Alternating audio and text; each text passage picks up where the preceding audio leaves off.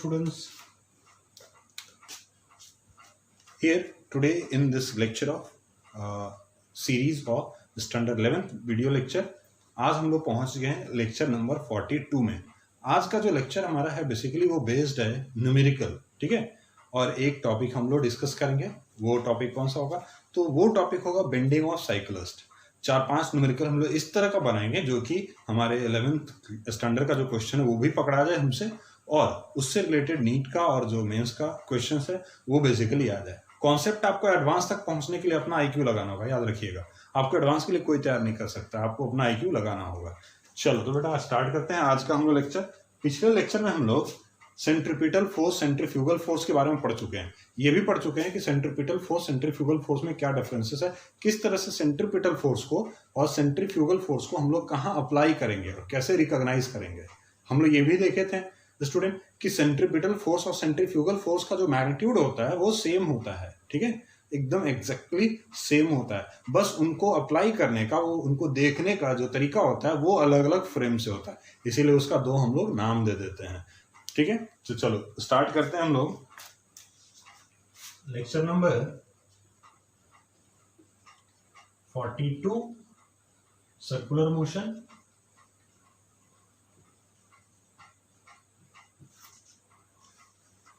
और आज का लेक्चर हम लोग स्टार्ट करेंगे न्यूमेरिकल क्वेश्चन से, है ना जी। याद होगा फॉर्मूला, तो सेंट्रीपिटल फोर्स का फॉर्मूला क्या था बच्चों?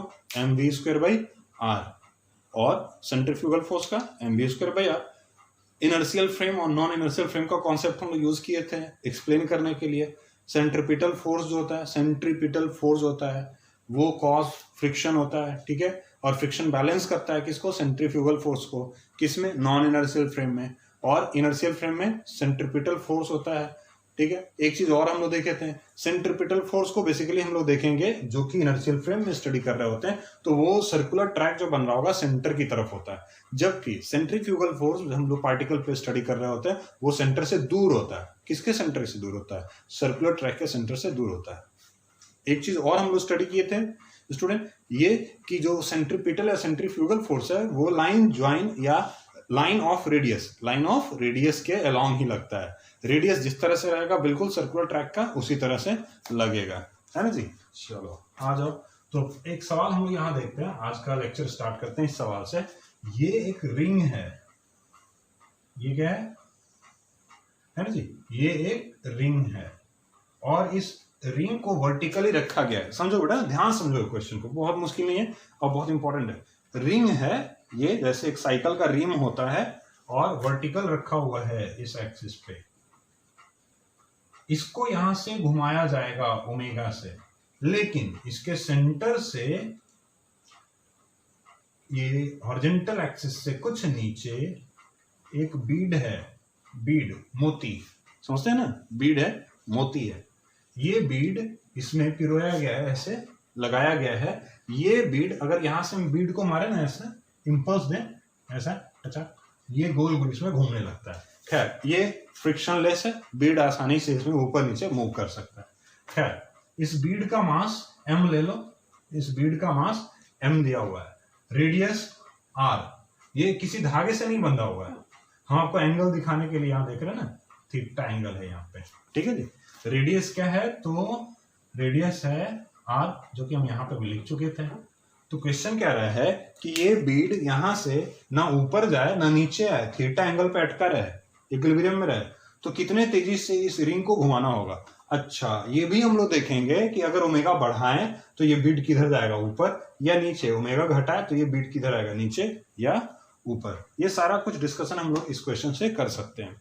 अब देखो बेटा, इस क्वेश्चन को बनाने के लिए, अच्छा मान लो कि ये रिंग घूमेगा। सोचो जरा, ये रिंग अगर घूमना शुरू कर दिया, ये रिंग जो है इस पे घूमना शुरू कर दिया, वर्टिकल रिंग है, ये घूमना अगर शुरू कर दिया तो ये बीड जो है वो कितना बड़ा सर्कल ट्रेस करेगा, कितना बड़ा सर्कल बनाएगा? तो आंसर है सर ये वाला सर्कल बनेगा, इसका रेडियस होगा और इतने बड़े सर्कल में घूमेगा। और हम जानते हैं कि अगर ये इस तरह से सर्कल में घूमेगा तो इसके बाहर की तरफ, क्यों? क्योंकि बीड के ऊपर बैठ के देख रहा हो तो तुमको क्या दिख रहा है? इस पे फोर्स बाहर की तरफ लग रहा है, सेंट्रीफ्यूगल। अब ये सर्कुलर ट्रैक इसका कौन सा है? ये वाला सर्कुलर, ब्लू मार्कर से मैंने जो बनाया वो उसका सर्कुलर ट्रैक है। तो देखो अगर ये सर्कुलर ट्रैक है तो इसके रेडियस को हम लोग पकड़ेंगे, इसके रेडियस को हम लोग ढूंढेंगे। अगर ये रेडियस r था तो इसके रेडियस को ढूंढेंगे। मान लो हम इसका रेडियस लिख लिए r, स्मॉल r। इसके रेडियस के अलोंग हमको एक फोर्स मिलेगा बाहर की तरफ, उसी को हम लोग क्या बोलेंगे? Centrifugal force. वो कितना होगा? m omega square r। अच्छा, अब कोई पूछेगा भाई r क्या होगा सर? तो यार लगा लो ना, उसमें क्या है, ये रेडियस है कि नहीं? इसका दो कंपोनेंट टूटेगा, इस रेडियस का एक कंपोनेंट अगर इधर तोड़ेंगे तो r साइन थीटा आएगा, इसका एक कंपोनेंट इधर तोड़ेंगे r cos थीटा आएगा। तो r साइन थीटा ही तो r के बराबर है। तो स्मॉल r जो है r साइन थीटा हम लिख सकते हैं। क्वेश्चन भी ये कह रहा है इस थीटा पे अटके रहने के लिए बीड को कितने तेजी से हमको घुमाना है, किसको? रिंग को कितने तेजी से घुमाना है। तो हम लोग उसी पे तो डिस्कशन कर रहे हैं। तो पहले तो फोर्सेस देख लिया जाए, कौन कौन सा फोर्स है। तो एक तो फोर्स ये हो गया, है कि नहीं? देखो ये बीड एक mg होगा नीचे। ये बीड अगर इस रिंग पे या रिंग पे ऐसे फंसा हुआ है तो नॉर्मल भी इधर लगा रहा होगा, है कि नहीं? ये नॉर्मल लगा रहा हो। यहाँ पे देखो बीड को अलग करके देखो, ये हमारे पास बीड है, यहाँ ये नॉर्मल लगा, mg किधर लग रहा है? नीचे। m ओमेगा स्क्वायर r इधर लग रहा है। अच्छा, ये एंगल अगर थीटा है, ये हमारा एक्सिस होता तो ये एंगल थीटा बनता। इसका मतलब अगर ध्यान से देखा जाए तो n का दो कंपोनेंट है कि नहीं? n का एक कंपोनेंट ऊपर n cos थीटा और n का कंपोनेंट इधर n sin theta.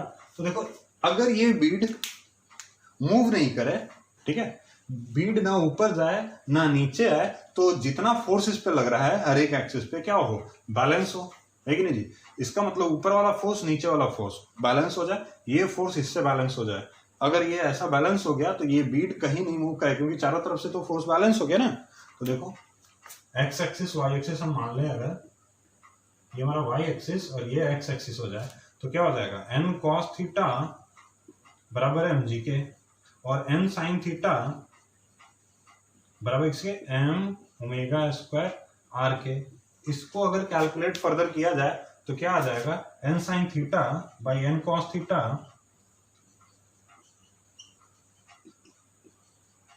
m omega square r by mg। m से m का कत्ल हो गया, n से n का कत्ल हो गया, tan theta omega square r by g आ गया। तो हमसे क्या पूछा गया था? ओमेगा कितने तेजी से घुमाया जाए। तो सर ओमेगा हो गया ना g tan theta by r, और ओमेगा क्या हो जाएगा? Root under. तो इतने तेजी से अगर घुमाया जाएगा, इतने तेजी से घुमाया जाएगा तो बीट थीटा एंगल पे रुका रहेगा। थीटा का वैल्यू बढ़ेगा तो देखो क्या है, r और g तो चेंज, थीटा का वैल्यू अगर हम लोग बढ़ा दें तो r का वैल्यू क्या होगा? जैसे जैसे ये जाएगा r का वैल्यू क्या होगा? बढ़ेगा। r का वैल्यू क्या होगा? बढ़ेगा। और थीटा का वैल्यू अगर बढ़ा रहे हैं, थीटा का वैल्यू अगर बढ़ा रहे हैं तो tan थीटा का वैल्यू भी बढ़ेगा। तो किस तरह से ये थीटा और ये r, क्योंकि ये थीटा r पे डिपेंड करेगा, किस तरह से चेंज होगा उसके हिसाब से हम लोग ओमेगा को कंक्लूड कर सकते हैं, ये बढ़ेगा या घटेगा, है कि नहीं? चलो अब देखो इसी क्वेश्चन को हम लोग चाहते हैं, ये सेम बीड वाला क्वेश्चन है, इसको हम चाहते तो इस तरह से कन्वर्ट कर सकते थे। सेम क्वेश्चन को अगर हम चाहते तो कन्वर्ट कर लेते हैं। किस तरह से? तो एक क्वेश्चन हम इस पे बना सकते थे बॉल का। देखो ध्यान से, एक बाउल है जिसमें आप मैगी खाते हो ना बना के, उस पे है ना, एक बाउल पे क्वेश्चन है। तो ये क्या है?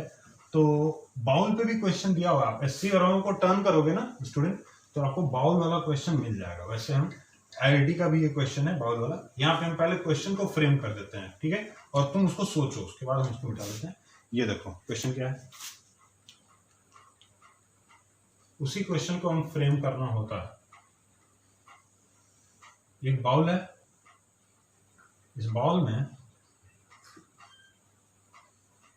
को हम ओमेगा से घुमा सकते हैं, ठीक है। एक मार्बल रखा हुआ है यहाँ पे, एक मार्बल यहाँ पे रखा हुआ है थीटा एंगल पे। ये अब इस बाउल को अगर घुमा दिया जाए, बाउल को घुमाया हम तो ये मार्बल यहाँ से ना ऊपर जाता है ना नीचे आता है, यही अटका हुआ है, ठीक है। तो यहाँ पे रुके रहने के लिए इस बाउल को कितने तेज से घुमाना होगा, बाउल को तेजी से घुमाइएगा, स्पीड बढ़ाइएगा घटाइएगा, तो ये मार्बल ऊपर या नीचे मूव करे। तो कहता है कि बाउल को कितने तेज घुमाए, एकदम सेम टू सेम क्वेश्चन है, यहाँ पे भी वही काम करेंगे हम। केवल अगर डायग्राम बना दें, ये फ्री बॉडी डायग्राम बना दें, आपको तुरंत समझ में आ जाएगा। देखो बेटा ये क्या है, रेडियस है, इसका वेट किधर हो जाएगा mg, ये इस वाले रेडियस में ऐसा चक्कर लगा रहा होगा, बाहर फोर्स लग रहा होगा m ओमेगा स्क्वायर r, फिर से यही r हो जाएगा r साइन थीटा, छोटा r जो है ये r साइन थीटा होगा, ठीक है नहीं। वहां पे हम लोग जो वैल्यू निकाले थे ना r, आप इसको r साइन थीटा रख सकते थे, यहाँ पे r का वैल्यू r साइन थीटा रख सकते थे। उसके बाद ये थोड़ा सा और इजी आ जाता सॉल्व होके। ये देखो ये हो गया नॉर्मल, इधर बाउल के सरफेस से नॉर्मल लग रहा होगा ना, ये नॉर्मल इधर, फिर से वही होगा, ये थीटा नॉर्मल का दो कंपोनेंट टूटेगा और वही सेम इक्वेशन आ जाएगा, n sin theta equals to n cos theta equals to n cos theta equals to mg और n sin theta equals to m omega square r, ऐसा कुछ आ जाएगा। आप उसको सॉल्व करोगे, r का वैल्यू पुट कर लोगे, r का वैल्यू कितना हो जाएगा, r sin theta value put करोगे, एक स्टैंडर्ड तुमको इक्वेशन दिखेगा और वही तुम्हारा आंसर हो जाएगा। तो यहाँ पे बाउल में आप उसको, इस क्वेश्चन को इस बाउल के फॉर्म में भी कन्वर्ट कर सकते थे, ठीक है। चलो अब हम लोग क्वेश्चन को थोड़ा सा चेंज करते हैं, दूसरा क्वेश्चन देखते हैं। तो एक क्वेश्चन हम देखते हैं कि अगर एक स्टोन को स्ट्रिंग से बांध दिया जाए, एक स्टोन को स्ट्रिंग से बांध दिया जाए कुछ इस तरह से,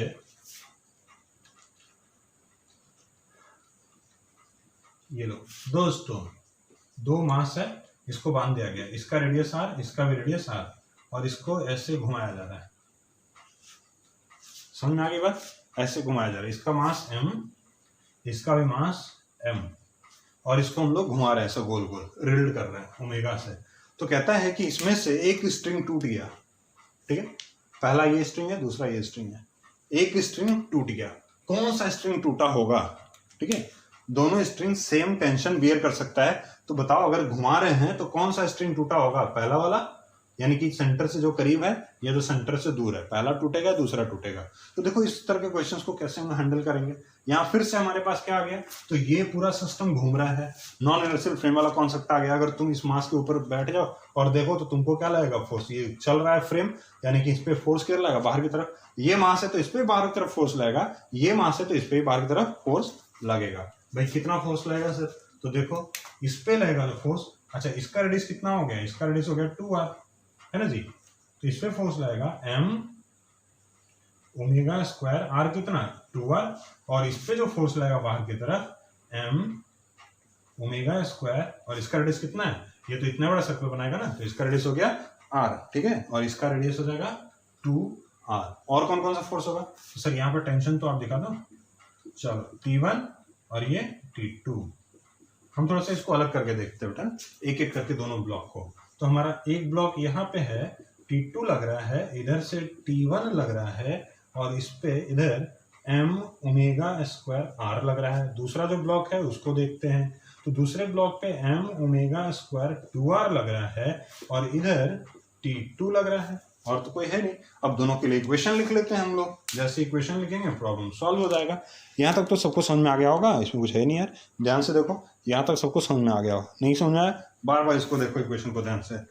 चलो इक्वेट करते हैं, देखो ये दोनों फोर्स लगने के बाद भी, ठीक है, दोनों फोर्स, जब तक ये स्ट्रिंग नहीं टूटा होगा तब तक इधर का फोर्स उधर का फोर्स बराबर होगा। क्यों, क्योंकि इधर की तरफ तो कोई एक्सेलरेशन है नहीं ना, इधर की तरफ बॉडी के पास फ्री एक्सेलरेशन नहीं, भाग थोड़ी रहा, वो तो वर्चुअल एक्सेलरेशन है ना, वर्चुअल है, काल्पनिक है। तो देखो क्या है भाई, ये हो जाएगा T1 बैलेंस होगा किससे, यहाँ पे अगर देखेंगे तो T2 बैलेंस होगा किससे, इसी क्वेश्चन को T2 is equals to m2 लगा दें ना, 2m ओमेगा स्क्वायर r, अरे हॉस्पिटल हो गया, तो 2m ओमेगा स्क्वायर r, इसके लिए अब यहाँ पे देख लो इक्वेशन, तो T1 को कौन बैलेंस कर रहा है, तो T1 को बैलेंस कर रहा है T2 plus m omega square r। तो T1 कितना आया, तो T2 यानी कि 2m omega square r plus m omega square r, यानी कि कितना आ गया T1, तो T1 आ गया 3m ओमेगा स्क्वायर r। अब साफ साफ दिख रहा है हमको दोनों इक्वेशन से किसका वैल्यू ज्यादा है, किस पे ज्यादा टेंशन लग रहा है, तो पहले वाले रस्सी पे हमको दिख रहा है T2 अगर था, T2 दूसरे पे था तो दूसरे पे T2 लग रहा है 2m ओमेगा स्क्वायर, जबकि पहला वाला रस्सी जो जिसपे T1 लग रहा है उस पे लग रहा है 3m ओमेगा स्क्वायर r, यानी कि फोर्स किस पे ज्यादा लग रहा है, पहले वाले रस्सी पे। तो अगर टूट रहा होगा तो कौन टूटेगा, पहला वाला रस्सी टूट जाएगा। ठीक है, इस तरह के क्वेश्चंस को हमको हैंडल करना सीखना होगा। चलो एक और क्वेश्चन करते हैं एनसीईआरटी का। एक क्वेश्चन एनसीईआरटी में आप देखोगे लॉज ऑफ मोशन चैप्टर में, तो चैप्टर के लास्ट में, सेकेंड लास्ट या थर्ड लास्ट, ऐसा कोई प्रॉब्लम है, उसमें ये दिया हुआ है। एससी वर्मा में हल्का फुल्का मिलता जुलता आपको सवाल मिल जाएगा। क्या है, तो एक आदमी है जो कि ड्रम के अंदर खड़ा है। ऐसा ड्रम जो होता है ना, ड्रम, वो पानी वाला ऐसा ड्रम होता है, तो उस ड्रम के अंदर बड़ा सा खड़ा है, और वो ड्रम, या ऐसा मान लो कोई एक सिलेंड्रिकल केबिन है, उसके अंदर वो आदमी ऐसा खड़ा है और वो केबिन घूम रहा है। चलो देखो भाई क्वेश्चन क्या है।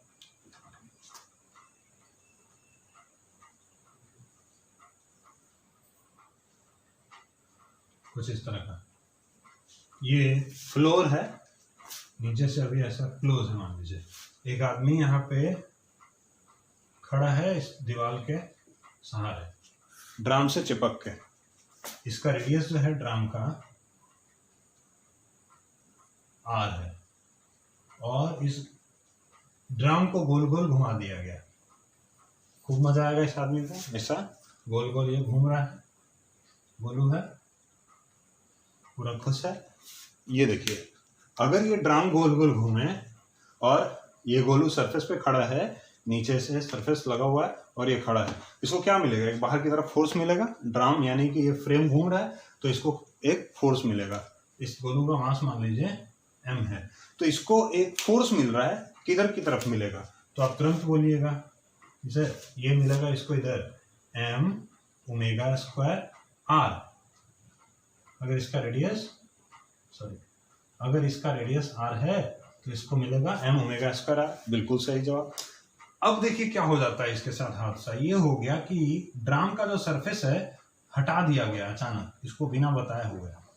ठीक है, एक हादसा हुआ, ड्रम का नीचे जो बेस है, बेस उसको हटा दिया गया। क्या होगा, ये गोलू नीचे गिर जाएगा। लेकिन किया क्या गया, तो ये इसके साथ भद्दा मजाक करने से पहले ये डिसाइड किया गया कि भाई इसका कोएफिशिएंट ऑफ फ्रिक्शन सरफेस का म्यू है, और इस ड्रम को तेज घुमाने लगा, तेज घुमाया गया, सो दैट कि ये गोलू इसी से चिपका रहे, नीचे नहीं गिरे। अब क्वेश्चन यही कह रहा है कि इस कोएफिशिएंट ऑफ फ्रिक्शन म्यू के लिए, अगर ये कोएफिशिएंट ऑफ फ्रिक्शन म्यू नहीं हो तो आप चाहे जितना भी तेज घुमा लो ड्रम को, इसको गिरना ही गिरना है। लेकिन यहाँ पे जो म्यू दिया हुआ है ना, म्यू के कारण ये बच सकता है। तो यहाँ पे सर कोएफिशिएंट ऑफ फ्रिक्शन दे दिया है, गोलू का जो शर्ट वर्ट है या जो भी कपड़ा है और ड्रम का जो सरफेस है उसके बीच में म्यू लग रहा है, और कहता है कि कितना तेजी से ड्रम को घुमाया जाए कि ये गोलू नीचे नहीं गिरे, कितने तेजी से इसको घुमाया जाए, मैक्सिमम नहीं मिनिमम, ओमेगा मिनिमम क्या हो, so that Golu does not fall down, slip down. ये ओमेगा का वैल्यू कितना हो ताकि ये गोलू चिपका रहे इससे। तो चलो भाई इसको हम लोग बनाते हैं कि कितना होना चाहिए। तुम सोचो जरा, एनालाइज करो, सोच सकते हो, एनालाइज कर सकते हो। पहले तो इस पे देखो कौन कौन सा फोर्स लग रहा है। तो ठीक है सर, एक फोर्स तो आप m ओमेगा स्क्वायर हमेशा लिख दिए, चलो अच्छी बात है भाई। क्या गोलू का वेट लग रहा होगा, यस गोलू का वेट नीचे लग रहा होगा। क्या गोलू अगर धक्का दे रहा है इस ड्रम के दीवार को, कितने से, m omega square r, Golu नहीं दे रहा है लेकिन घूमने के कारण लग रहा है m ओमेगा स्क्वायर r। तो क्या गोलू के बैकबोन पे सरफेस जो है ड्रम का, वो फोर्स लगाएगा, कितना लगाएगा, n, जिसको हम लोग क्या बोल रहे हैं, नॉर्मल रिएक्शन, है ना जी। अच्छा बहुत बढ़िया। अब सर देखिए आप कि इसको ये बैलेंस कर ले, चलेगा। mg को तो बैलेंस करना कोई है नहीं, तो तब तो गोलू नीचे गिर जाएगा। घुमाए ना सर जितना भी तेज, आप ओमेगा को बढ़ेगा तो n बढ़ेगा घटेगा, लेकिन सर ये गोलू तो गिरेगा ही गिरेगा।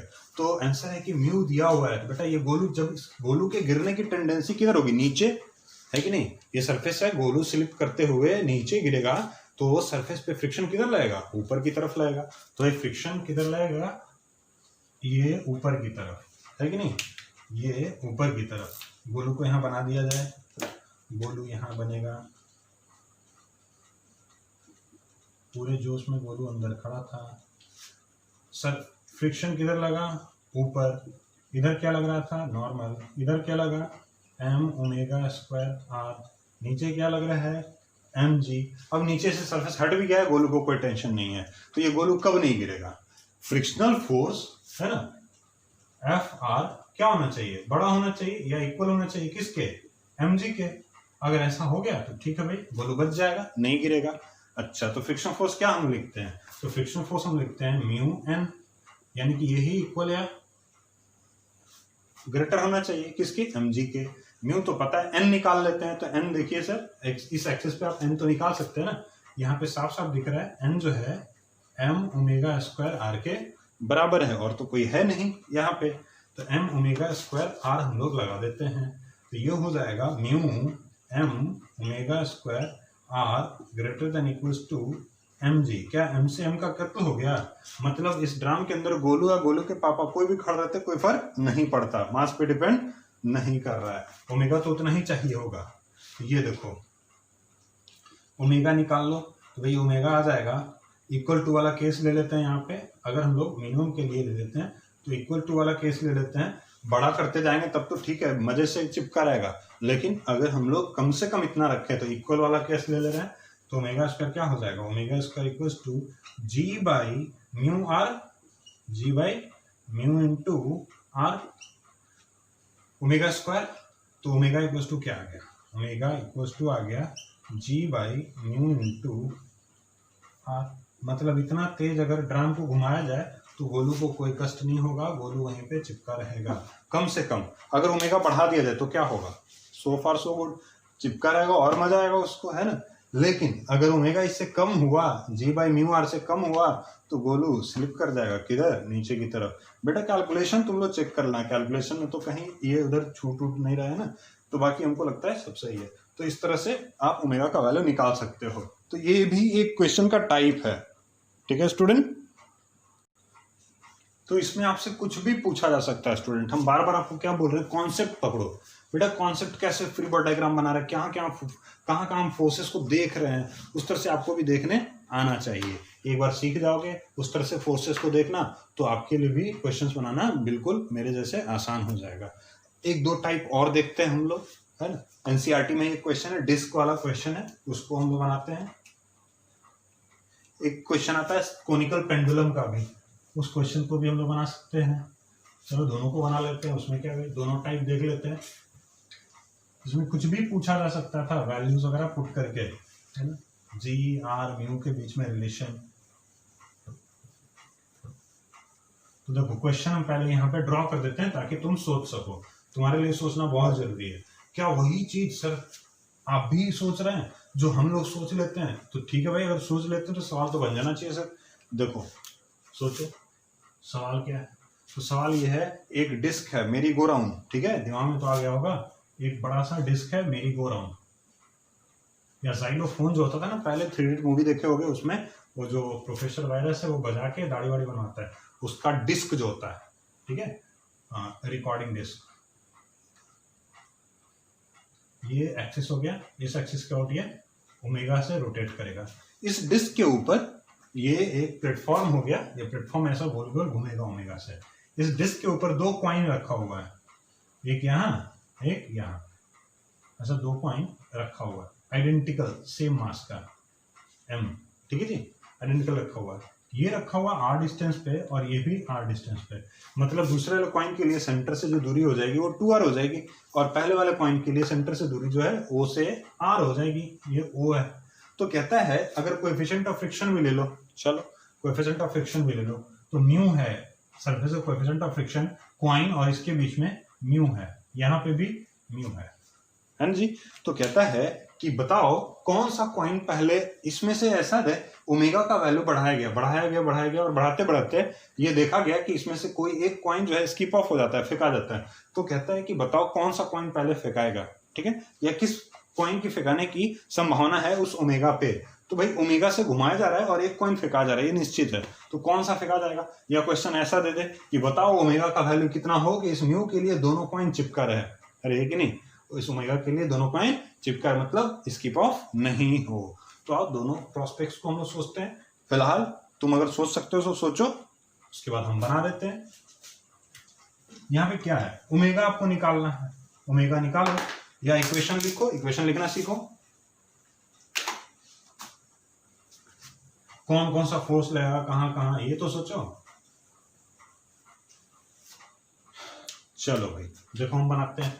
पहला वाला कॉइन को अगर ध्यान से देखें कौन कौन सा फोर्स, एकदम साफ साफ कौन कौन सा फोर्स दिख रहा है। तो पहला वाला कॉइन हमारा ये है, तो एक तो हमको दिख रहा है ये सरफेस पे रखा हुआ है तो नॉर्मल लगेगा ही लगेगा, इसका वेट लगना ही लगना है। बाहर की तरफ कितने रेडियस में ये गोल घूम रहा है, तो आर रेडियस में घूम रहा है कि नहीं जी। तो बाहर की तरफ m ओमेगा स्क्वायर आर लगना ही लगना है। और अगर ये कॉइन ऐसे घूम रहा है डिस्क, तो ये कॉइन बाहर की तरफ फेंकाएगा तो फ्रिक्शन किधर लगेगा, इधर की तरफ लगना ही लगना है।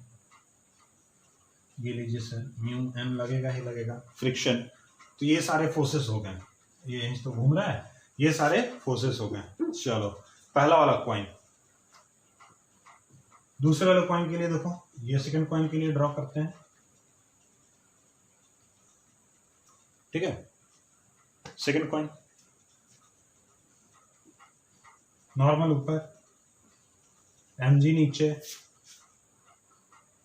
बाहर की तरफ एम ओमेगा स्क्वायर 2r। लो समझ में नहीं आया बहुत लोगों को, कैसे सर कैसे 2r? अरे बेटा ये 2r का रेडियस बना के घूम रहा है ना, देखो यस 2r का रेडियस हो जाएगा इसके लिए, ये घूम रहा है। अच्छा अगर ये बाहर की तरफ फेंका है तो फ्रिक्शन किधर लगेगा, फ्रिक्शन इधर लगेगा, है कि नहीं। म्यू इंटू एन, इसका भी तो एन इसके बराबर ही होगा। अगर अलग अलग होता तो हम n1 n2 लिख लेते हैं, इसमें बहुत ऐसा कोई नहीं है, हम लोग तो पहले भी सीखे हुए हैं, ठीक है। तो ये देखो, अच्छा अब चलिए बनाते हैं भाई। तो अगर हम लोग बनाया जाएगा तो यहाँ पे कौन इसको बैलेंस करेगा, तो म्यू एन को बैलेंस करने वाला कौन है, एम ओमेगा स्क्वायर आर है, लेकिन एन का वैल्यू कितना है, तो एन का वैल्यू एम जी यहाँ भी और एन का वैल्यू एम जी यहाँ भी। इसके लिए क्या लिखेंगे, mu N equals to M omega square R. तो ये स्किप ऑफ नहीं हो, फेंकाए नहीं, ठीक है, ये फेंकाए नहीं। उसके लिए क्या करना है हमको, ये जो फोर्स है वो छोटा होना चाहिए, और ये फोर्स, क्योंकि ये जो फोर्स है लिमिटिंग फ्रिक्शन है, तो ये तो सेल्फ एडजस्टेबल होता है ना, तो इसका वैल्यू जो मैक्सिमम वैल्यू होगा, लिमिटिंग वैल्यू जो होगा मैक्सिमम वैल्यू, ये वैल्यू बड़ा होना चाहिए इससे, ठीक है नहीं। तो ये म्यू एन अगर ग्रेटर देन इक्वल टू हो तो ये नहीं फेंकाएगा।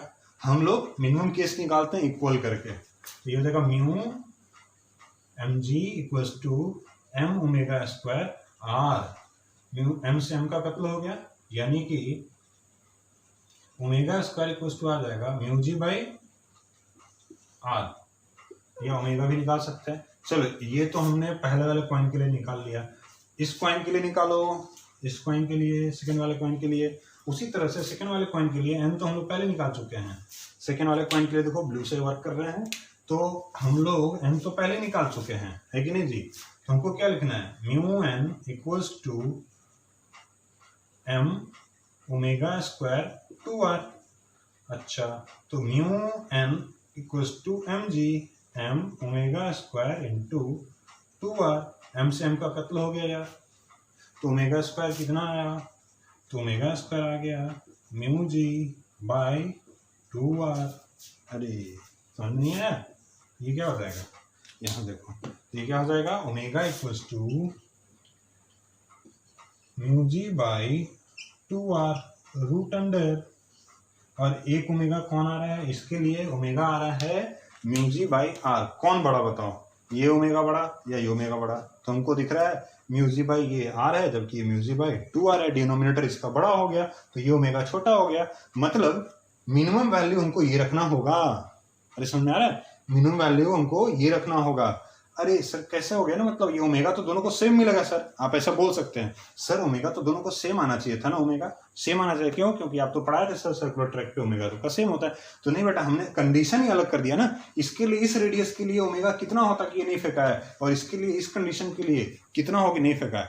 फैक्ट क्या है, फैक्ट ये है बेटा कि अगर दोनों को सेम ओमेगा दे दें ये वाला, या दोनों को सेम ओमेगा दे दें ये वाला, अगर मिनिमम कौन है, मिनिमम ये है, तो ये वाला अगर ओमेगा दे दें तब तो दोनों चिपका रहेगा। लेकिन अगर इस ओमेगा से घुमा दें सिस्टम को, इस ओमेगा से घुमा दें, ये ओमेगा दोनों को अगर दे दें तो ये क्या हो जाएगा, स्किप ऑफ हो जाएगा। कौन, ये वाला।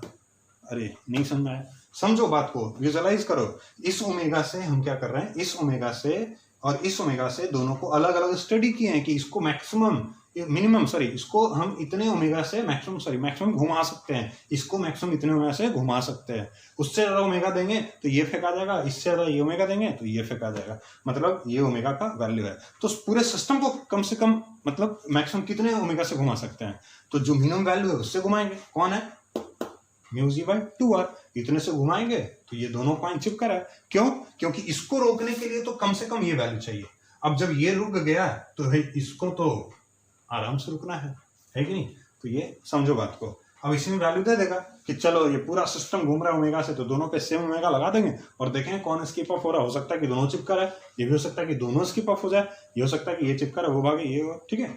लेकिन कंडीशन, पहले भागने का कंडीशन किसका मिलेगा, तो पहले स्किप ऑफ ये होगा। हमको ये समझ में आ गया, क्यों, क्योंकि इसको ओमेगा कम चाहिए, लेकिन अगर भागेगा तो पहले ये भागेगा। सही है जी। चलो कोनिकल पेंडुलम वाला हम लोग देखते हैं। इस कोनिकल पेंडुलम को हमको लगता है कि हम नहीं भी बनाएंगे तो चलेगा, आपके लिए छोड़ दें। तो चलो होमवर्क ही दे देते हैं, कोनिकल पेंडुलम को होमवर्क में डाल देते हैं, एक्सप्लेन कर देंगे और होमवर्क में डाल देंगे और उसको तुम ट्राई करो, बनाओ घर पे। तो देखो भाई क्या होमवर्क, हम क्या किए, एक सिंपल पेंडुलम, सब लोग स्टैंडर्ड 11th में है ना या 10th में सिंपल पेंडुलम लैब में देखे होंगे, अपने फिजिक्स लैब में देखे होंगे। अभी इस पीरियड में तो आप लैब नहीं जा पा रहे हैं, फिर भी आप नेट पे सर्च कर सकते हैं सिंपल पेंडुलम कैसा होता है, या 9th में किए होंगे। एक वायर से मेटालिक बॉब को, पत्थर को, मार्बल को, किसी भी चीज को, स्फेरिकल मेटालिक बॉडी को बांध दो और उसको अगर ऐसे से घुमाओगे, this is the simple pendulum. लेकिन हम उसको अगर ऐसे घुमाना शुरू कर दें, ऐसे ऐसे घुमा रहे हैं, ठीक है, ये ऐसे ऐसे अगर घूम रहा है, ऐसे ऐसे घुमाएंगे तो ऐसे ऐसे घूमेगा, जिससे कॉल्ड द कोनिकल पेंडुलम।